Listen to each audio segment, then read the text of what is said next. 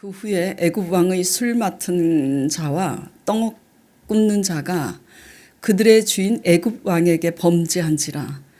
바로가 그 두 관원장 곧 술 맡은 관원장과 떡 굽는 관원장에게 노하여 그들을 친위 대장의 집 안에 있는 옥에 가두니 곧 요셉이 갇힌 곳이라. 그들이 그에게 이르되 우리가 꿈을 꾸었으나 이를 해석할 자가 없도다. 요셉이 그들에게 이르되 해석은 하나님께 있지 아니하니까 청하건대 내게 이루소서. 술 맡은 관원장이 그의 꿈을 요셉에게 말하여 이르되 내가 꿈에 보니 내 앞에 포도나무가 있는데 그 나무에 새 가지가 있고 싹이 나서 꽃이 피고 포도송이가 익었고 내 손에 바로의 잔이 있기로 내가 포도를 따서 그 즙을 바로의 잔에 짜서 그 잔을 바로의 손에 드렸노라. 요셉이 그에게 이르되 그 해석이 이러하니 세 가지는 사흘이라. 지금부터 사흘 안에 바로가 당신의 머리를 들고 당신의 전직을 회복시키시리니 당신이 그 전에 술 맡은 자가 되었을 때 하던 것 같이 바로의 잔을 그의 손에 드리게 되리이다.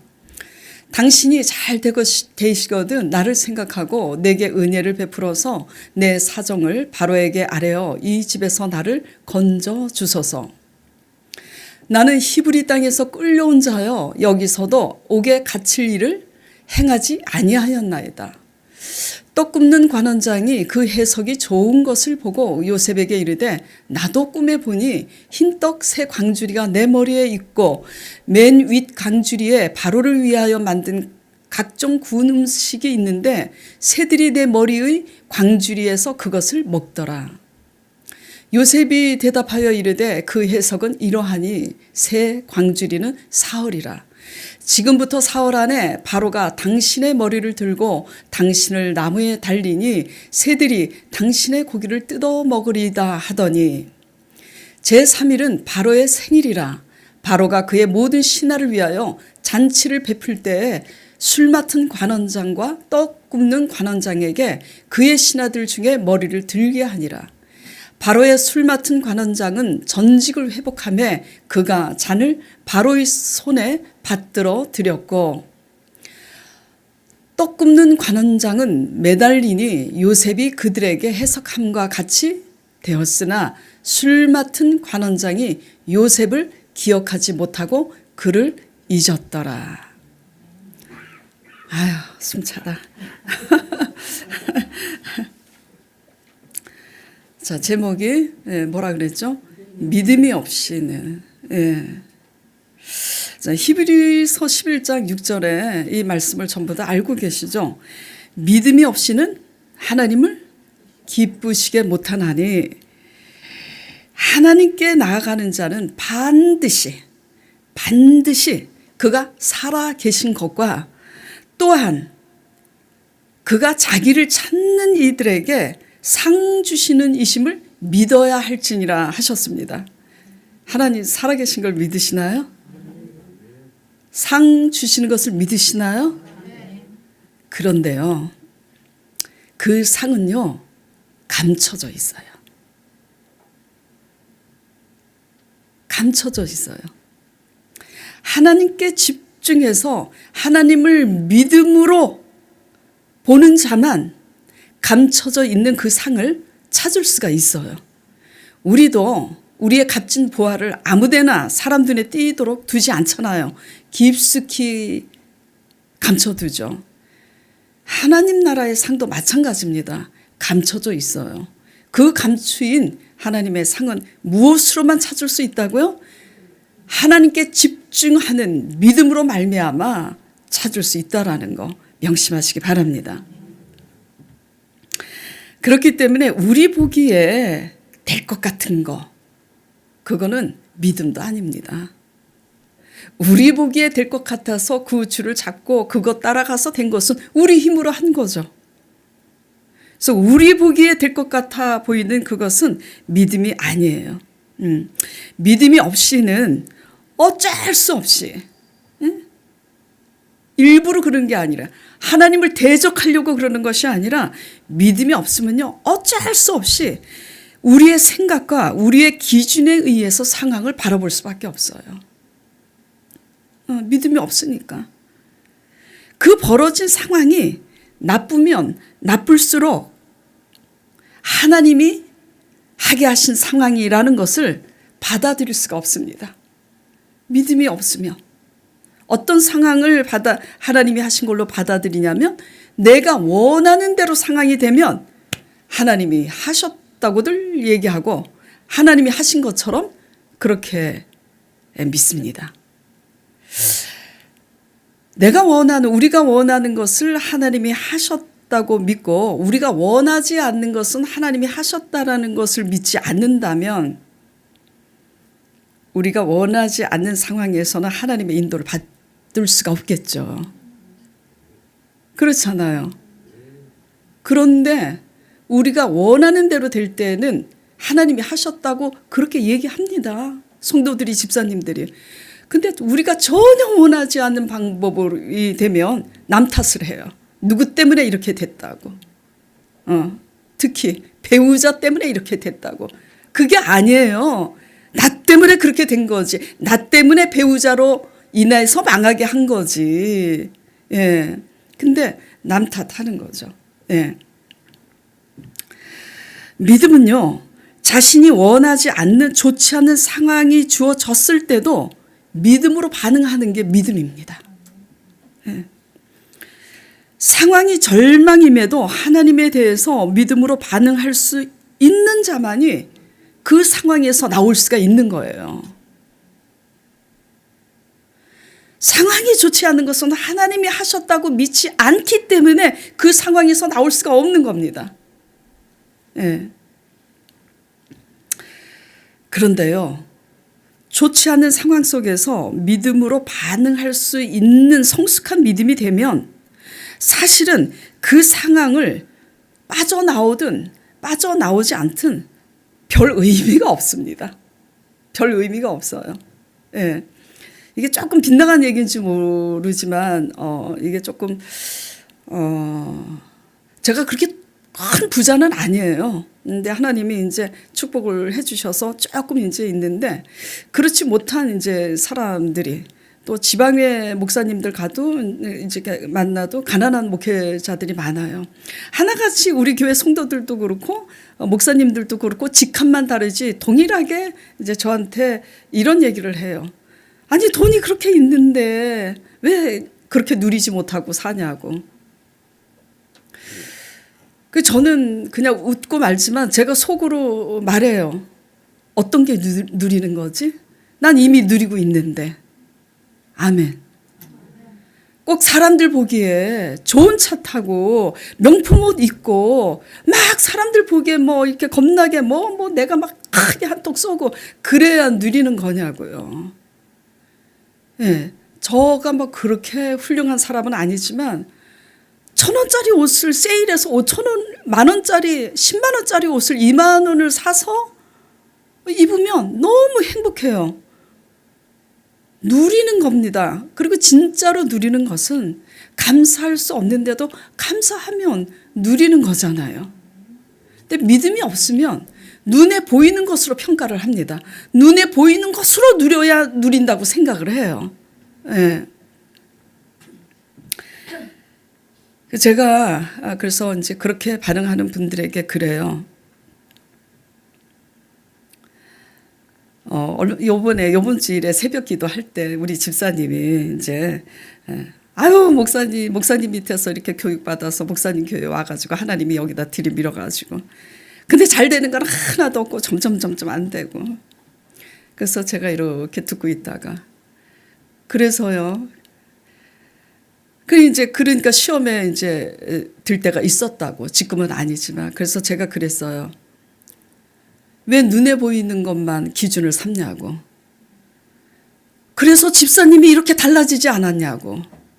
전에는 내 뜻대로 안 되고 내가 원하는 기준과 내가 원하는 반응대로 주위 사람들이 하지 않으면 그냥 표시를 하고 내가 원하는 반응대로 그 반응을 얻어내려고 내가 얘기를 하고 내가 주관하려고 그렇게 했는데 이제는 모든 상황이 안 되는 속에서 우리가 점점 우리의 힘이 빠져가지고 그렇게 내려놓고 우리가 달라졌으니까 돈으로 살 수 없는 것을 얻지 않았냐고. 아멘? 우리가요, 믿음이 없으면요, 눈에 보이는 것을 자꾸, 눈에 보이는 것을 기준으로 삼아요. 근데 믿음이 있으면 돈으로도 살 수 없는 것을 이미 얻었다라는 것을 볼 수 있습니다. 그것을 보는 해안이 열리길 바라요. 그렇게 될 때는 제가 그래서 그랬어요. 돈 주고 살 수 없는 것을 얻지 않았냐고. 집사님이 조금 잘 나갔을 때는 얼마나 더 많은 것을 얻으려고 얼마나 주위 사람들을 힘들게 하고, 근데 이제 집사님이 달라지지 않았냐고. 근데 우리가 더 여기서 더 한 발자국 나가서 달라지면 물질이 있거나 없거나 별 상관이 없어요. 의미가 없다고요. 그러니까 집사님이 이제 목사님 말씀이 무슨 말씀인지 조금 알아듣겠다고. 물질에 연연하면요, 물질이 많아야 직성이 풀리고, 그리고 내가 원하는 물질이 이만큼 얻어져도 만족함이 없습니다. 더 얻으려고. 그러나 믿음이 있으면요, 그게 중요하지 않아요. 많거나 적거나 별 문제가 없다라는 얘기죠. 좋지 않은 상황 속에서 믿음으로 반응할 수 있게 되면요, 사실 그 상황 속에서 빠져나오든 빠져나오지 않든 그것은 별 의미가 없어요. 그러나 중요하죠. 왜? 빠져나와야 신세가 편안하니까. 그렇기 때문에 특별한 하나님의 섭리가 없는 이상은 하나님께서 대부분 거기서 나오게 하나님이 하십니다. 순서가 중요해요. 늘 드리는 말씀이지만 순서. 내가 어떤 상황에서도 믿음으로 바라보느냐, 이게 더 중요하다라는 거죠. 그렇기 때문에 이 믿음이 중요한데요, 이 믿음은 오직 하나님께 집중할 때 생깁니다. 하나님께 집중할 때 이 믿음은 하나님으로 인해서 생기기 때문에 상황을 믿음으로 바라보는 안목이 생기는 거예요. 근데 자꾸 하나님께 집중하지 않고 상황에 집중하고 내가 어떤데, 내가 어떻게 했는데. 그러니까 하나님이 그래 네가 다 알아서 해라, 네 인생 네가 했다고 하니까 나에게 집중을 하고 상황에 집중하니까 믿음이 생기지 않는 겁니다. 믿음은 하나님께 집중할 때 하나님으로 생겨서 어떤 상황이든지 믿음으로 바라볼 수 있는 안목이 생기다라는 거 기억하시기 바랍니다. 하나님은요, 하나님의 일을 하나님이 택하신 당신의 사람들을 통해서 이루시는데요, 그 이루시는 과정이 중요합니다. 그 이루시는 과정은요, 우리가 도저히 상상할 수 없는, 그리고 우리가 전혀 원하지 않는 그런 반대 방향으로 이끄셔서 하나님께서 당신의 계획대로 하나님께서 일을 이루신다는 걸, 그걸 아셔야지 돼요. 그렇다면 왜 그렇게 하시느냐 이거죠. 왜 그렇게 골치 아프게 꼭 그렇게 어렵게 그런 방법으로 일을 하시느냐 이거예요. 그것은 자주 말씀드리지만, 자주 말씀드린다는 것은 그만큼 뭐죠? 그게 중요하기 때문에 자주 말씀드리는 거예요. 자주 말씀드려도 매일 잊어버리잖아요, 믿음이 없으면. 자주 말씀드리지만 믿음은 바랄 수 없는 가운데 바라는 것이 믿음이기 때문에 하나님께서 우리가 전혀 상상할 수 없고 우리가 전혀 원하지 않는 그런 반대 방향으로 하나님께서 일을 하신다라는 거 아시겠죠? 믿음은 바랄 수 없는 가운데 바라는 것이 믿음이므로 아브라함이 바랄 수 없는 가운데 바라고 믿었으니 이것을 의로 여기셨느니라, 로마서 말씀에 말씀하셨잖아요. 또 왜 이렇게 하나님께서 일을 하시는가? 하나님은 인생이 아니시기 때문에 사람이 할 수 없는, 하나님만이 하실 수 있는 방법으로 일을 하시려고 그렇게 하시는 거예요. 인생이 할 수 없는 방법으로, 하나님만이 하실 수 있는 방법으로만 했을 때 사람들은 누가 했다 그래요? 이거는 기적이다, 이거는 하나님이 하셨다. 그렇기 때문에 하나님은 우리가 도저히 할 수 없는 가운데 하나님께서 하신다라는 거, 하나님의 방법은 그걸 유념하시기 바랍니다. 그래서 신앙은요, 장난이 아니에요. 아무리 열심히 한다고 믿음에 이르는 게 아닙니다. 자, 하나님은 이스라엘 백성들을 애굽으로 이주시키고자 하는 계획을 갖고 계시죠. 그래서 그 계획 속에서 요셉을 애굽의 국무총리로 세우시고자 하나님은 그를 선택하셨습니다. 자, 그런데 오늘 이제 제가 저와 함께 나누고자 이제 하는 것은 뭐냐면, 하나님은 왜 12 형제들 중에서 왜 요셉을 택하셨을까? 애굽의 국무총리로 세우시려고 왜 그 모든 형제들 중에서 요셉을 택하셨을까? 이걸 한번 나눠보도록 하고요. 또 애굽의 국무총리로 세우시기까지 조금 전에 말씀드린 것처럼 하나님은 전혀 요셉이 전혀 우리가 예기치 않는, 원치 않는 방법으로 왜 그렇게 왜가 아니라 하나님은 왜 그렇게 바랄 수 없는 그런 절망적인 상황으로 하나님께서 요셉을 그렇게 인도하셨는지 살펴보도록 하겠습니다. 예. 그러니까 우리가 주목해야 될 것은 뭐냐면요, 하나님이 일하시는 방법이에요. 하나님이 일하시는 방법은 우리가 원하는 방법하고 완전히 달라요. 회사에 들어가면 평사원에서 대리가 되고, 대리가 과장이 되고, 과장이 부장이 되죠. 그렇죠? 하나님은 그렇게 하시지 않아요. 네. 자, 하나님이 일하시는 방법을 이제 살펴보도록 하겠습니다. 첫째, 하나님은 어떻게 일을 하시는가? 너무 이제 듣기 싫은 거예요. 자, 하나님은 옥에 갇힐 일을 하지 않았음에도 갇히게 하시는 하나님이시라는 걸 알아야 돼요. 15절 보겠습니다. 본문.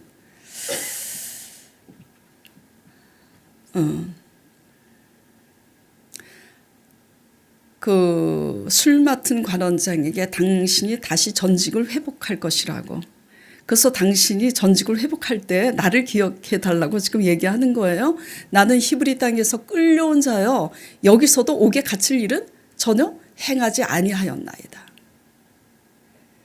여러분들이 전부 요셉에 대해서 알고 계시지만 옥에 들어갈 만한 짓을 한 게 없잖아요. 근데 누가 이렇게 하셨냐면 하나님이.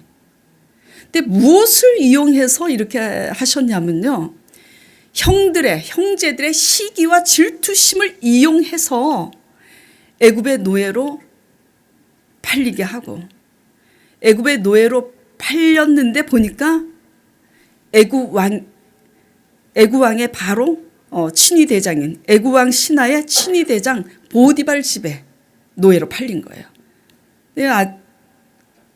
요셉이 잘생겼는가 봐. 그래가지고 이제 보디발의 아내가 요셉을 유혹하는데 요셉이 안 넘어가니까 자존심이 상해가지고 모함을 합니다. 그 모함에 넘어가서 그 보디발이 요셉을 왕의 제수들이 들어가는 그 애굽 감옥에 가둬버리죠. 네. 하나님이 그렇게 하신 거예요. 옥에 들어갈 만한 일을 한 게 없는데도 옥에 갇히게 하시는 하나님이라는 거. 일단 믿음이 없이 우리의 관점에서 보면은 이거 이해가 가요, 안 가요? 이해가 안 가죠. 하나님을 향해서 충분히 원망할 수 있는 일입니다. 이해가 안 가요. 그러나 믿음은요, 무엇에 집중해야 된다 그랬어요? 하나님께. 하나님께. 우리의 생각과 우리의 기준에 집중하면 딱 시험에 듭니다. 실족해요. 하나님께 집중해서 보면요, 하나님의 관점에서 보면 지금 무슨 일을 하고 계시냐면 애굽의 국무총리로 세우기 위해서 총무일을 지금 예행케 하시는 거예요. 총무일을 지금 연습시키고 있는 거야.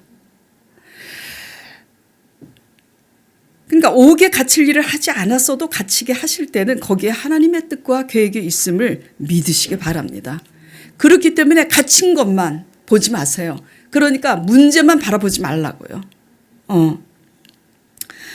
자, 창세기 39장 1절에서 4절 보겠습니다.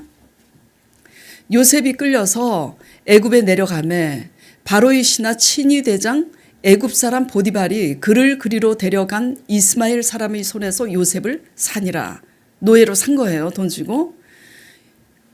그럼에도 불구하고 요셉이 노예 신분인데도 불구하고 지켜보니까 여호와께서 요셉과 함께 하심으로 그가 형통한 자가 되어 그의 주인 애굽 사람의 집에 있으니 그 주인이 여호와께서 그와 함께 하심을 보며 또 여호와께서 그의 범사에 형통케 하심을 보았더라. 노예인데도 중요한 것은요, 노예로 팔려갔는데도 불구하고 희한하게 그 노예에게 하나님이 함께 하셔서 늘 형통케 하심을 지금 주위 사람들이 본 겁니다. 그래서 4절에 요셉이 그 주인에게 은혜를 입어 섬김에 그가 요셉을 무엇으로 삼았다고요? 가정 총무. 애굽의 바로 왕의 친위 대장이니까 부하들도 또 많았겠죠. 그러니까 그 가정이 뭐 일반 이런 개인 가정이 아니잖아요. 거기에서 가정 총무로 삼고 자기의 소유를 다 그의 손에 위탁하니, 그래서 여기서부터 총무 일을 하나님이 하게 하시는 거예요. 그러다가 그 아내의 이제 모함으로 애굽의 감옥에 들어가게 됐는데, 자, 애굽에서 또 어떻게 되는, 애굽의 감옥에서 어떻게 되는지 보겠습니다. 20절, 23절. 이에 요셉의 주인이 그를 잡아 옥에 가두니 그 옥은 왕의 제수를 가두는 곳이라. 왜? 애굽 왕 바로 앞에 서야 되니까 왕의 제수를 가두는 곳에 요셉을 하나님께서 집어넣으신 거예요. 그래서 요셉이 옥에 갇혔으나 거기에서도 여호와께서 요셉과 함께 하시고 그에게 인자를 더하사 간수장에게 은혜를 받게 하심에 간수장이 또 옥중의 제수를 다 요셉의 손에 맡김으로 그 모든 재반을, 그 재반 사물을 요셉이 처리하게 하셨다라는 거죠. 간수장은 그의 손에 맡긴 것을 무엇이든지 살펴보지 아니하였으니 이는 여호와께서 요셉과 함께 하심이라. 여호와께서 그를 범사에 형통하게 하셨더라. 그러니까 가정 총무에서 지금 애굽의 좋은 옥을 관리하는 총무로 총무의 사역이 지금 넓어진 거예요. 여기서 나가면 이제 뭐가 되냐면 애굽의 총리가 되는 거죠. 온 나라의 총무가 되는 겁니다. 하나님은요, 하나님의 일하시는 방법을 잘 이제 보셔야지 돼요. 시기심을 이용해서 팔려가게 하시고 갇힌 중에서도 그곳에서 비밀히 요셉을 애굽의 국무총리로 지금 준비시키고 계시는 겁니다. 아시겠어요? 하나님의 영광은 감춰져 있다 그랬잖아요. 근데 누구만 안다고요? 하나님께 집중해서 하나님의 신에 감동되어서 깨어 있는 자만 그 인도를 받을 수 있는 거예요. 자, 믿음이 없으면, 오늘 제목이 믿음이 없이는이잖아요. 믿음이 없으면 어떻게 되는가? 이렇게 되는 거죠. 내가 잘못한 게 없는데, 내가 어떻게 했는데, 내가 어떻게 이런 일을 당하고 사나, 이제 이렇게 되는 거예요. 네. 잘못한 게 없는데 갇힌 것만 생각하고 하나님을 향해서 원망하고 사람을 향해서 원망 불평하고 세월을 보냈다면, 사람들이 하나님이 요셉과 함께 하시는 그 하나님과 함께 하시는 요셉의 형통함을 볼 수가 없었겠죠. 그리고 사람들의 신임을 얻어서 요셉이 가정 총무로 애굽 전옥을 관리하는 총무 일을 맡을 수 없었겠죠. 불평했다면. 믿음이 없으면요, 내 중심에서 억울하다고만 원망하다가 한많은 세월을 보내다가 옥에서 그냥 썩는 거예요. 무슨 얘기냐? 믿음이 없으면 내 중심에 썩 억울하다고 상대방만 탓하다가 평생 20년, 30년 그렇게 세월을 보내다가 늙는다고요. 그게 우리가 아닌가 잘 살펴보시기 바랍니다. 근데 믿음이 있으면 아무 때나 어디서나, 어제 설교 준비하면서 와서 저녁에 기도하는데 찬양이 계속 이제 나와. 그래서 올라가서 그 찬양 제목을 이제 찾으려고, 아는 찬양이 뭐냐? 어디서나 아무 때나 주 너를 지키리 늘 지켜주시네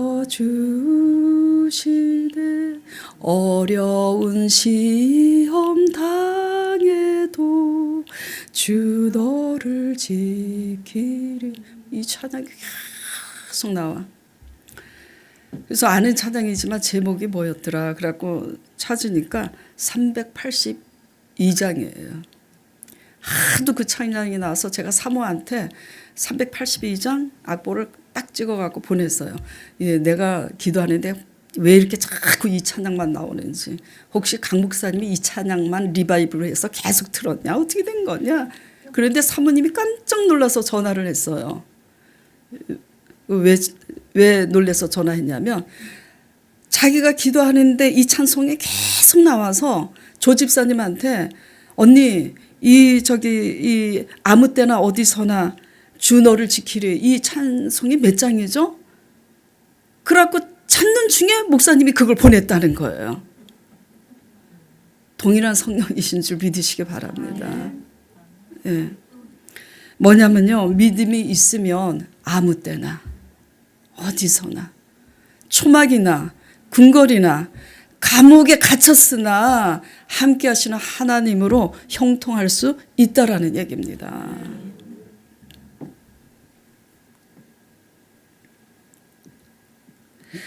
하나님의 영광은 이렇게 늘 감춰져 있어요. 그러므로 갇힐 일을 하지 않았어도 갇히게 하시는 하나님의 섭리를 깨닫기를 바랍니다. 예. 믿음은요, 문제 속에 갇혀 있어도 하나님께 집중함으로 함께 하시는 하나님과 함께 할 때 그 문제 속에서 하나님이 길을 내시고 하나님이 답을 내시는 줄 믿으시기 바랍니다. 그게 믿음이에요.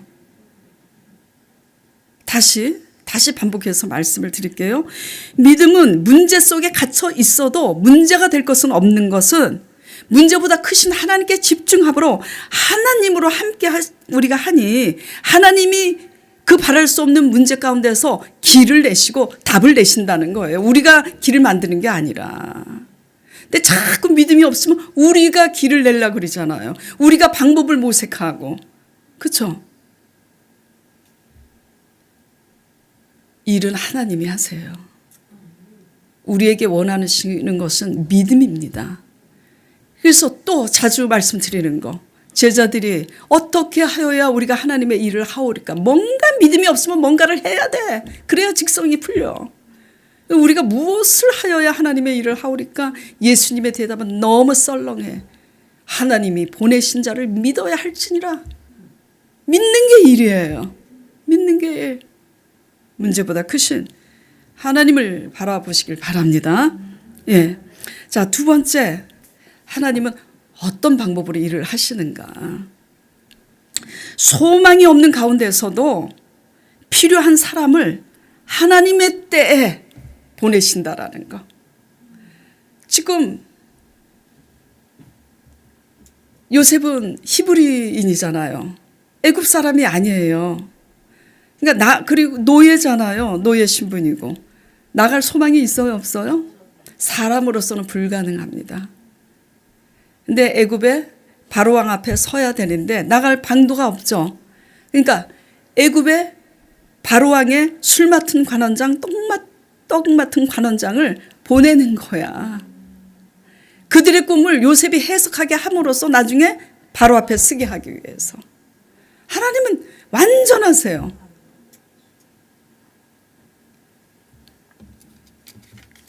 자, 40장 1절에서 3절 보겠습니다.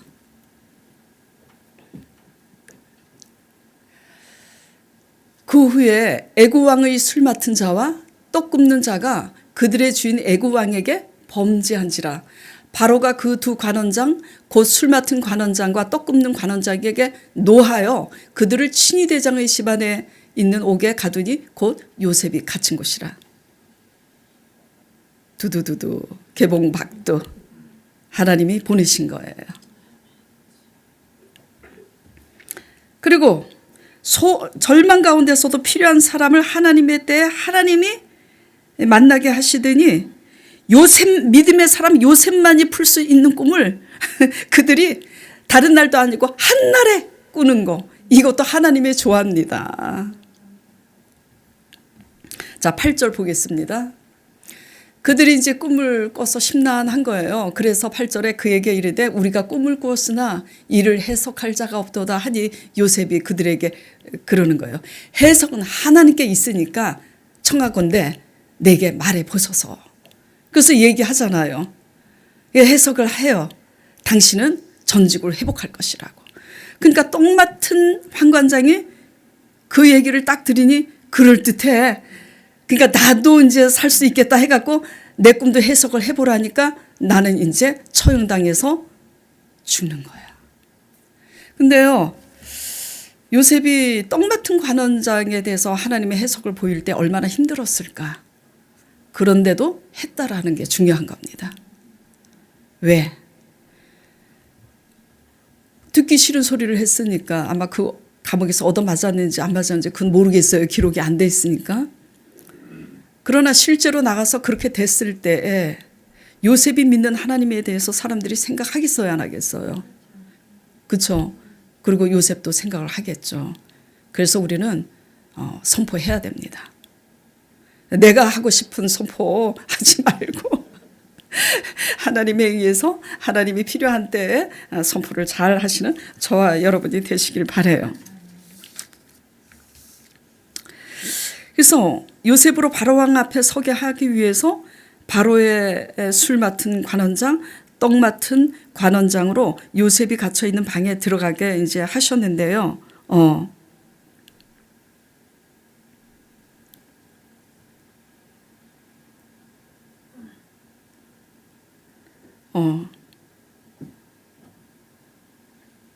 그리고 꿈을 꾸게 하시고, 그래서 그 꿈을 요셉이 풀잖아요. 근데 그 꿈대로 됩니다. 22절 보겠습니다.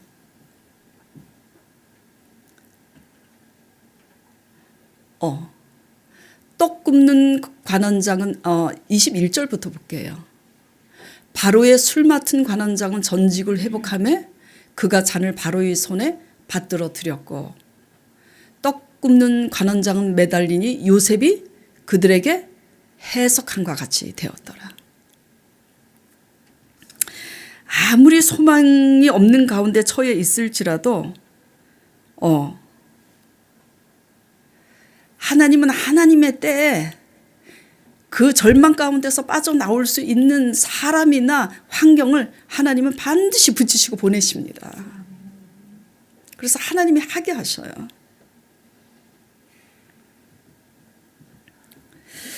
그런데 아무리 소망이 없는 가운데 처해 있을지라도 그것을 하나님이 허락하신 것이로구나. 하나님의 관점에서 깨닫기만 하면 하나님이 일을 하시는데 믿음이 없으면, 믿음이 없이는 그것을 깨닫지 못한다는 게 문제죠.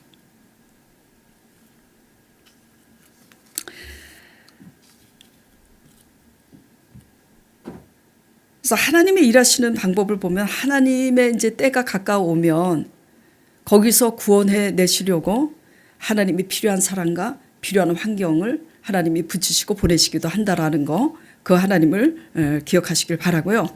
자, 세 번째, 23절에 술 맡은 관원장이 전직을 회복했는데 요셉을 기억해요, 못해요? 기억을 못해요. 이게 어떻게 기억을 못할 수가 있어? 이해가 가요? 왜 이해가 안 가냐면 요셉이 말한 대로 자기는 전직을 회복했고 그 친구 똥 같은 관원장이 지금 죽었잖아요. 근데 요셉을 잊었다는 것은 이거 이해가 안 가는 겁니다. 근데 잊었다라는 것은 누가 하셨냐면 하나님이 하신 거예요.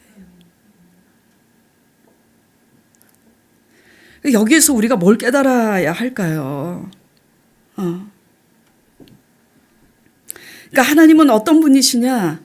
그럼에도 요셉을 잊게 하신 것도 하나님이 하시는 거라는 거. 이걸 우리의 삶에 이제 적용을 해야 되는 거죠. 예. 왜 잊게 하셨을까요? 알아맞혀 보세요. 왜 이렇게 하셨죠? 지금은 요셉, 그렇죠. 그렇죠. 지금 세 분이 동시에 이제 대답을 했는데, 나갈 때가 아닌 거예요. 하나님의 때가 아닌 거예요. 언제냐면은 만 2년 후. 41장 1절에 만 2년 후에 애굽의 바로 왕이 꿈을 꾸니 이렇게 시작이 됩니다. 그래서 이제 꿈꾼 내용은 본문이 기니까 생략하고 41장 8절에서 16절 보겠습니다. 41장 8절에서 16절 제가 볼게요. 이제 바로 왕이 아침에 꿈을 꾸고 꿈을 두 번 이어서 꿉니다. 근데 꿈이 첫 번째 꿈은 살찌고 통통하고 아름다운 소 7마리가 보이더니 그 다음에는 흉하고 파리한 7마리 소가 그 살찌고 아름다운 소를 잡아먹는 꿈. 그 다음에 이제 다시 이제 또 그 다음 날인가 또 꿈을 그 같은 날인지 다음 날인지는 제가 기억 못 하는데 이어서 꿈을 두 번 꾸는데 두 번째 꿈은 이삭이 아주 통실통실하고 그냥 기름진 그 이삭. 근데 그 다음에 일어난 파리한 이삭이 그 풍성한 이삭을 먹는 거야. 그러니까 의미가 지금 같아요, 안 같아요? 같죠. 그래서 왕이 아침에 그의 마음이 번민하여 사람을 보내어 애굽의 점술가와 현인들을 모두 불러서 그들에게 그의 꿈을 말하였으나 그것을 바로에게 해석하는 자가 없었더라. 술 맡은 관원장이 있다가 이제 기억이 나는 거예요. 누가 기억나게 하셨을까요? 하나님이. 술 맡은 관원장이 바로에게 말하여 이르되 내가 오늘 내 죄를 기억하나이다.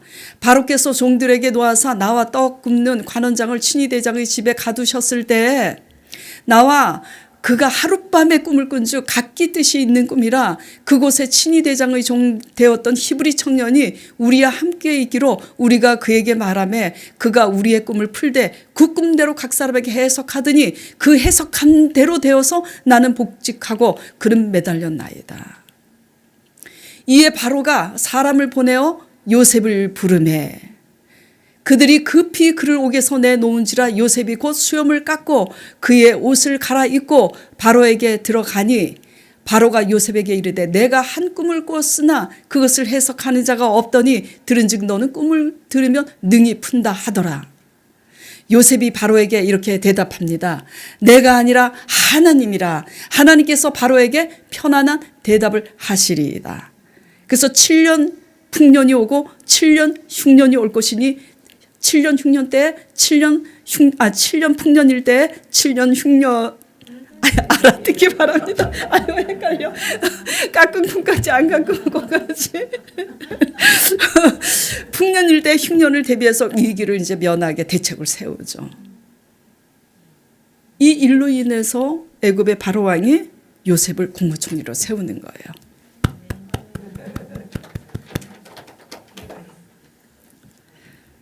그러니까 요셉을 있게 하시는 것도 하나님인데 하나님의 때에 요셉을 기억나게 하시는 거죠. 하나님의 타이밍은 정확하세요.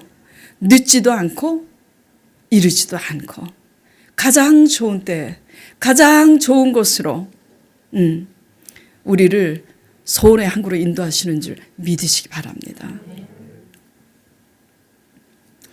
억울하게 갇히게 하신 것도 그리고 요셉을 잊어버리게 하신 것도 누가 하신 거라고요? 하나님이 하신 거예요. 뭐가 될 때까지? 준비가 될 때까지. 하나님의 때까지. 네. 우리가 충분히 준비가 된 때가 곧 하나님의 때이고 또 하나님의 때까지 하나님은 하나님의 사람들을 준비시키시는 하나님이심을 믿으시기 바랍니다. 적용을 해보겠습니다.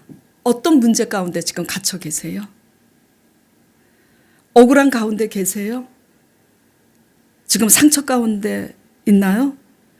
또 은혜를 베풀었는데 은혜 받은 자가 은혜를 잊어버려서 배신감으로 떨고 있나요?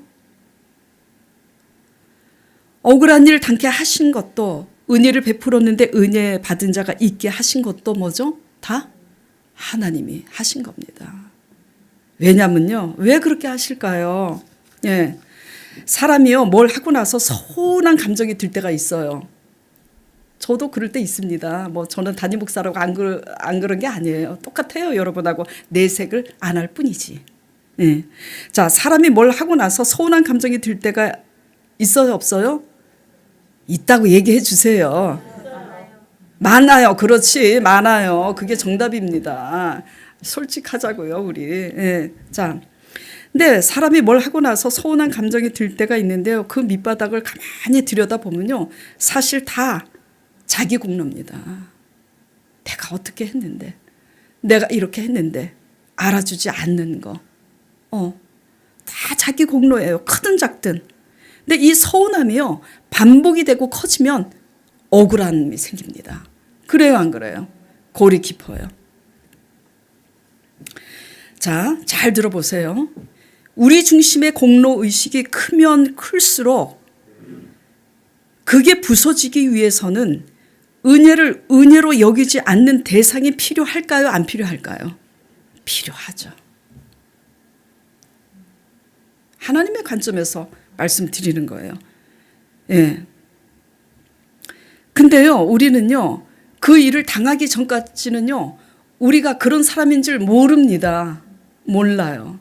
예, 무슨 얘기냐? 은혜를 은혜로 여기지 않는 대상을 만나야만 우리가 어떻게 반응하는지 우리의 민낯이 보이는 거예요. 예, 우리의 밑바닥이 그때 보인다고요. 배신감을 느끼지 못할 때는 우리가 의로운 줄 알아요.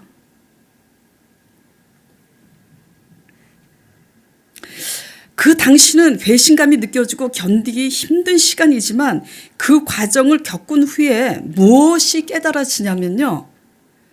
우리의 들보가 깨달아집니다.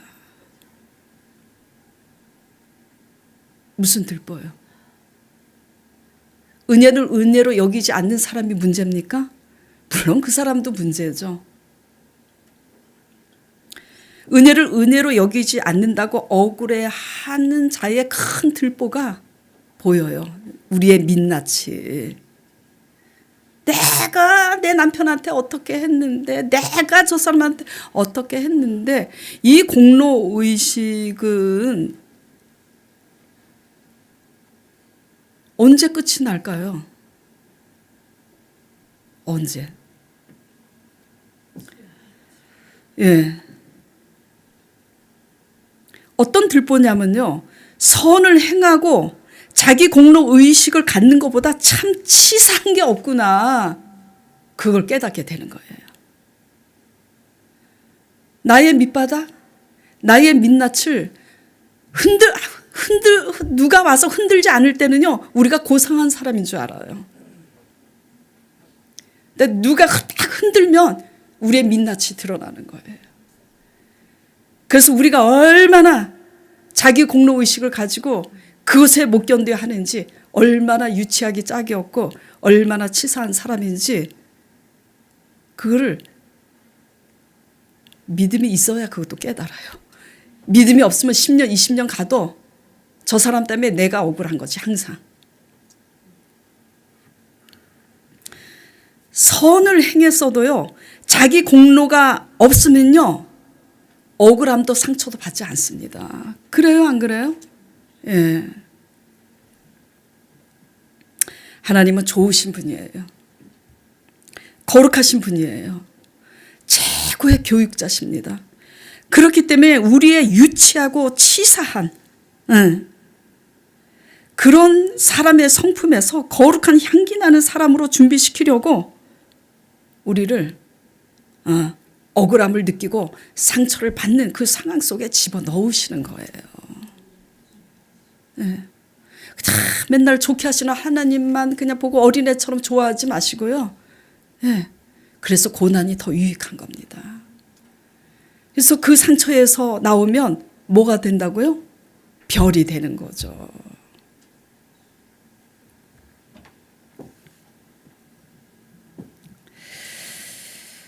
근데 하나님을 향한 믿음이 없이는 왜 우리로 이렇게 억울한 가운데 나를 집어넣고 저 상대방의 은혜를 모른다고 상대방 탓만 하다가 이제 늙어가는 거야. 세월 다 보내는 거지. 그러면 감옥에서 나와요? 못 나와요? 못 나오지. 이미 감옥입니다. 뭐가 이미 감옥이에요? 원망하는 내 마음이 감옥이잖아요. 예. 그래서 이렇게 원망하는 감옥에 갇힌 자들은요, 천국에 못 가요. 왜? 지금 고개 숙이고 웃으신 분들 다 찔려서 웃는 줄 압니다. 저도 찔리고 안 찔린 사람이 어디 있겠습니까?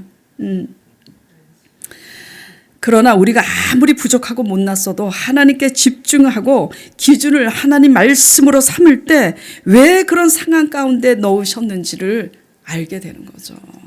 하나님께 집중할 때만이, 하나님께 집중할 때만이 뭐가 보여요? 예수 그리스도께서 우리의 모든 죄를 사해서 그 전적인 은혜로 구원을 받는데 왜 그 예수 그리스도의 전적인 은혜 앞에서 자꾸 내 공로를 세우나? 그렇잖아요. 기준이 하나님일 때만. 그래서 복음 안에서 올바로 복음을 받아들이고 또 복음을 묵상하고 복음이 기준이 될 때만 우리의 공로 의식으로 말미암아 억울해하는 그 감정에서 우리는 벗어날 수 있는 겁니다.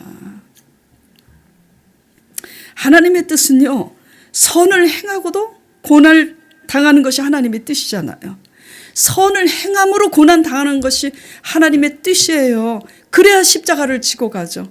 그래야 남의 짐도, 제 짐도 지고 가는데, 하물며, 우리 죄를 대속하신 예수 그리스도의 전적인 은혜로 구원받은 은혜 앞에서 자꾸 내 공로 세우고 우리 중심의 의를 이렇게 세우면 하나님께서 그걸 깨트려서 그게 깨져야 그 감옥에서 나와서 우리가 천국 백성 되는 거잖아요. 하나님께 감사하시기 바랍니다. 최고의 감사는요, 내가 억울함을 당하게 하는 거, 그거요, 우리 속에 가시가 있어서 그렇게 하는 거예요. 그러니까 상대방이 문제가 있는 게 아닙니다.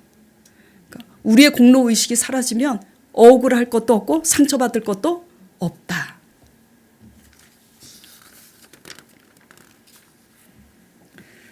자, 그리고 네 번째 중요한 거, 하나님이 어떻게 일을 하시는지. 자, 하나님이 하게 하신 것은요, 하나님이 해석을 하게 하십니다. 예? 하나님이 하나님의 때에 술 맡은 관원장, 떡 맡은 관원장 보내셔서 하나님이 꿈을 꾸게 하시죠. 그러니까 하나님이 해석하게 하시죠. 그러니까 하나님이 하게 하신 것은 하나님이 해석하게 하신다. 자, 그러면 누가 해석할까요? 누가? 요셉이? 믿음 있는 자가 해석을 하죠. 하나님이 하신 일은 하나님이 해석하게 하시는데 누가 해석을 하냐면 믿음이 없이는 해석할 수가 없는 겁니다. 믿음 있는 자만 해석을 하는 거예요. 그러니까 그 모든 형제들 중에 믿음 있는 요셉을 하나님이 택하신 거예요. 아시겠죠? 그러니까 하나님이 아무리 그 하나님의 영광을 감추시고 그렇게 험악한 상황으로 이끌어 가셨을 때 그것을 믿음으로 해석할 수 있는 사람은 믿음으로 깨어있는 자만 그걸 해석할 수 있다라는 거예요. 하나님이 하게 하시고 하나님이 해석을 하게 하셔도 하나님이 하게 하신 일은 하나님이 해석을 하게 하시는데 누가 해석을 하냐면 하나님께 집중해서 믿음으로 깨어있는 자만 한다 이거예요. 믿음이 없이는 아무리 하나님이 하시고 하나님이 해석할 것을 다 예비해 놓으셔도 믿음이 없으면 못하는 거예요. 그러니까 뭐가 깨달아질까요? 평생 교회는 다니는데 그 어떤 것도 내 문제 앞에서 우리 자신이 해석이 안 되는 것이 없다면 지금 믿음이 없는 겁니다. 믿음이 없는 거예요. 해석이 돼야 돼요. 제가 하나님을 알죠. 강 목사님이 그 노숙자로 7개월의 생활을 보냈잖아요. 우리 강 목사님 뭐라 그러셨어요? 내가 이렇게 노숙자가 됐지만 제가 하나님을 알지요. 그러니까 하나님이 뭐라 그러셨다 그랬어요? 네가 나를 알므로 영생을 얻었느니라. 네. 누구만 해석을 한다고요? 믿음으로 깨어있는 자만. 믿음이 없이는 알 수가 없는 거예요. 네.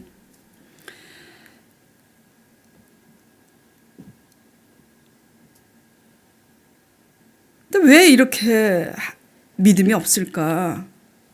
목적이 하나님이 아니라 우리 자신이기 때문이에요. 막 열심히 기도하는 것 같아도요, 내용이 다릅니다. 자기가 중심인 사람은 자기의 뜻을 구현하기 위해서 하나님을 찾지만, 하나님이 목적인 사람은 하나님의 뜻이 이루어지기 위해서 내 뜻을 버리려고 기도를 합니다. 완전히 기도 자체가 달라요, 내용이. 예. 그래서 목적이 우리가 과연 하나님인지, 내 열심이 과연 나인지. 믿음 없는 열심은 주의 전을 삼킨다고 요한복음 2장 17절에 말씀하고 계세요. 하나님은 하나님의 계획대로 모든 것을 주도하시고 주관하사 하나님의 때에 하나님이 하게 하셔요. 그것을 그런데 누가 아느냐? 하나님을 향해서 믿음으로 깨어 있는 자만 그것을 깨닫고 해석함으로 하나님의 영광을 보게 된다라는 거.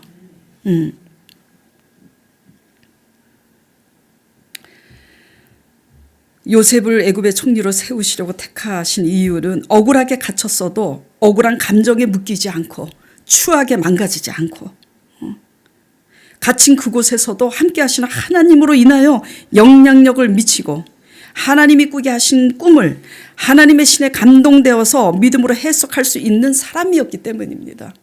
네. 그러니까 우리 할 일은 뭐예요? 우리 할 일은 모든 것을 주도하시고 주관하시는 그 일을 하는 하나님을 내 기준과 내 생각대로 해석하지 않고 하나님 앞에 엎드려 이 모든 것을 하고 계시는 하나님을 믿음으로 분별하도록 깨어있는 게 우리 할 일이에요. 다른 게 우리 일이 아닙니다. 그리고 하나님께 맡기는 거. 하나님이 다 알아서 해. 그리고 하나님의 필요를 따라서 떡 맡은 관원자에게 선포한 것처럼 하나님의 필요를 따라 우리가 선포하는 거. 그래서 우리가 할 일은 다른 게 아니라 이 일은 모든 것을 하나님이 주도하시고 주관하시는데 이 모든 일을 하나님이 하시는 거라를 분별할 수 있도록 깨어있고 맡기는 게 우리 일이라는 것을 유념하시고 잘 말씀 중심으로 또 성령 중심으로 깨어있는 저와 여러분 되시길 간절히 축원드립니다.